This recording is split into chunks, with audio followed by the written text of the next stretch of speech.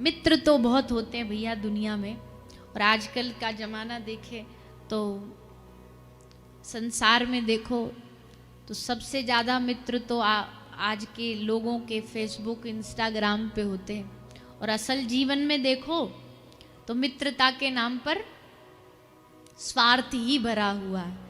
इसलिए मित्र बना लेते कि कभी बुरे टाइम में काम आएगा, कभी उधारी लेने के काम आ जाएगा, कभी कहीं जा रहे हैं घूमने फिरने तो आधा आधा खर्चा करने के काम आ जाएगा। पर मैत्री तो कृष्ण और सुदामा जैसी निष्कामता से भरी हुई, बिना किसी इच्छा के भरी हुई। ठाकुर जी को ऐसे ही संबंध पसंद आते हैं, भगवान को ऐसे ही रिश्ते पसंद आते हैं। सुदामा जी इतने निष्काम थे कि उनकी निष्कामता इस बात से पता चलती है कि उन्होंने कभी अपने घर में भी इस बात की चर्चा नहीं करी कि द्वारिकाधीश मेरे मित्र हैं। किसी को नहीं पता। हाँ, रात को कभी कभी सुशीला जी जो सुदामा जी की पत्नी है, वो इनको रात को रोता देखती थी, हे कृष्ण कहते कहते आंख से आंसू बह रहे। पूछने की भी कभी हिम्मत न हुई। पर एक दिन भगवान ने सोचा ये तो मुंह से बोलेंगे नहीं, हमको ही कुछ करना पड़ेगा। तो ठाकुर जी एक बार भिक्षुक का रूप बना के सुशीला के द्वार पर आए। भिक्षुक आए, दरवाजा खटखटाया, भिक्षाम देही। सुशीला आई, हाथ जोड़ा, प्रभु आपको हम क्या दें, हमारे तो स्वयं के लिए खाने के लिए अन्न के दाने नहीं है। तो भिक्षुक रूप में भगवान ने कहा, देवी कैसी बात कर रही हो, आपके घर और खाने के लिए नहीं है। बोले महाराज ऐसा कैसे, हमारा घर कौन सा राजा महाराजा का घर है जो आप ऐसी बात कह रहे हो। भिक्षुक बोले कि तुम्हारा घर राजा महाराजा का नहीं है, पर जिसका मित्र इतना बड़ा द्वारिका का राजा हो उसके घर में क्या कमी आ सकती है। मतलब तुम नहीं जानती क्या देवी, तुम्हारे और पतिदेव और द्वारिकाधीश बड़े पक्के मित्र हैं, बताया नहीं क्या। अब सुशीला जी क्या बोले, हाँ बोली हाँ बताया तो है, पर हमको ध्यान से निकल गया, बताया तो था।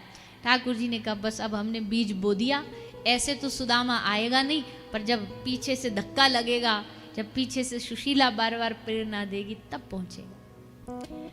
तो सुशीला जी ठाकुर श्री सुदामा जी महाराज से प्रेरणा दे रही है। देखो जी, असल में धर्म पत्नी तो वही है जो भगवान से जोड़े, धर्म से जोड़े।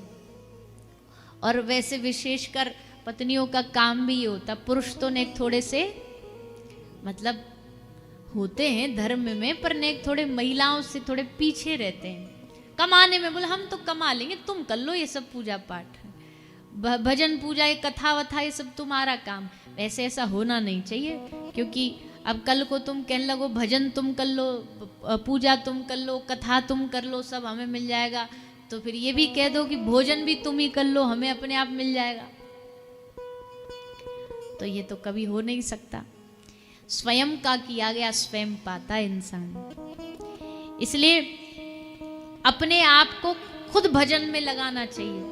हाँ, मैयाओं का भाव थोड़ा धर्म में ज़्यादा होता है, पूजा पाठ में ज़्यादा लगी रहती हैं, कथाओं में ज़्यादा लगी रहती हैं, पर जो करेगा उसको वो मिलेगा।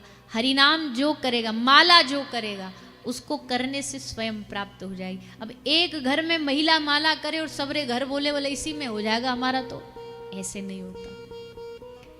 सबके घर में माला अलग होनी चाहिए, सबकी जाप की संख्या अलग अलग होनी चाहिए, सब अपना भजन खुद करो। हाँ, दान एक ऐसा है जिसमें पूरे घर को मिल जाता, पति पत्नी को मिल जाएगा, यज्ञ करो पति पत्नी को मिल जाएगा, भजन नहीं मिलेगा। भजन सबको स्वयं करना चाहिए। तो ग्रस्त धर्म में संबंध वैसे सब वही होते हैं जो आपको भगवान से जोड़ते हैं। इतिहास की वो घटना इससे बड़ी क्या हो सकती है। नाम तो सब आप जानते होंगे, हम नहीं बताएंगे, पर जो एकदम मोह में डूबे हुए, एक दिन भी पत्नी मायके जाए तो रात भर नींद नहीं आती, बोले ये तो अब हम कैसे रहेंगे। और फिर जब वो गई अपने पिता के घर तो बेचैन हो गए। मिलन की इतनी तीव्र इच्छा कि अब रहा न जाए, भागे, आधी रात को भागे और आधी रात को भागते भागते जब पहुंचे तो सामने पत्नी ने देखा। पत्नी बोली, अरे आधी रात को तुम कहां से आ गए? रास्ता में नदी नहीं पड़ी? बोले पड़ी थी। कैसे पार करी? बोले नाव में पार करी। और यहां कैसे आए? हमारे कक्ष तक कैसे आए? बोले नीचे वो एक रस्सी डली थी, सो पकड़ करके आ गए। पत्नी बोली, आधी रात को तुम्हारे लिए इतनी व्यवस्था किसने बना के रखी कि नाव भी रख दी, रस्सी भी रख दी? तो देख के आए हम। जाकर के देखा तो बहते हुए शव को नाव समझ करके और एक सर्प को रस्सी समझ करके पहुंच गए। क्या नाम था? पत्नी रत्ना देवी। रत्ना कहती है, अरे आप अर्धरात्रि को उसको सर्प को रस्सी समझ के आ गए। अब देखो, संसार की कोई महिला होती ना तो राजी हो जाती, खुश हो जाती। हाँ देखो कितना प्रेम करते हमारे पति, देखो कोई होश ही नहीं। पर धन्य है वो माता।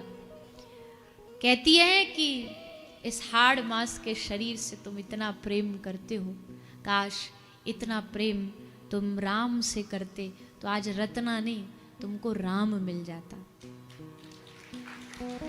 और कभी कभी वैराग्य धारण करने के लिए लंबे चौड़े प्रवचनों की जरूरत नहीं होती, कभी कभी एक लाइन वैराग्य दिला देती है। तो तुलसीदास जी ने बस अब तुलसी ना रहे, तुलसीदास बन गए। अब लो नसानी अब ना नसई हो। तुलसी बाबा ने गाया, अब सक जो हुआ हुआ अब ना नसई हो। अब ये हृदय, अब ये चित्त ठाकुर जी का हो गया। तो भैया गृहस्थ में सब लोग ही जीते हैं। सब लोग यहाँ जितने बैठे, हमको लग सन्यासी तो कोई नहीं है, सब गृहस्थी है। तो गृहस्थ धर्म में नियम बना लो कि हर एक संबंध में कोशिश करनी चाहिए एक दूसरे को भक्ति के लिए प्रेरित करो। बच्चों को, परिवार को, जिसमें थोड़ा भी कुछ इतना भाव नहीं, उनको प्रेरणा दो, कथा सुनाओ, उनको भजन कराओ, तभी आपके संबंध पूरे होंगे। यहाँ कथा हो रही है, कथा में देखो आपके रिश्तेदार आए होंगे, दोस्त आए होंगे, दूर के रिश्तेदार भी आ सकते हैं। तो असली संबंधी कौन? जो आपको भगवान से जोड़े। जो भगवान से जुड़े वही असली संबंध है। तो सुदामा जी महाराज की पत्नी सुशीला सुदामा जी से कहती है, स्वामी एक हमारी प्रार्थना स्वीकार कर लीजिए। हमने सुना है कि द्वारिकाधीश आपके मित्र है, तो एक बार जरा उनका दर्शन करने, उनसे मिलन करने के लिए आप द्वारिका चले जाइए। सुदामा जी बोले, हम नहीं जाएंगे, हमको समझ लिया जाएगा कि सुदामा कोई आशा लेकर के आया है।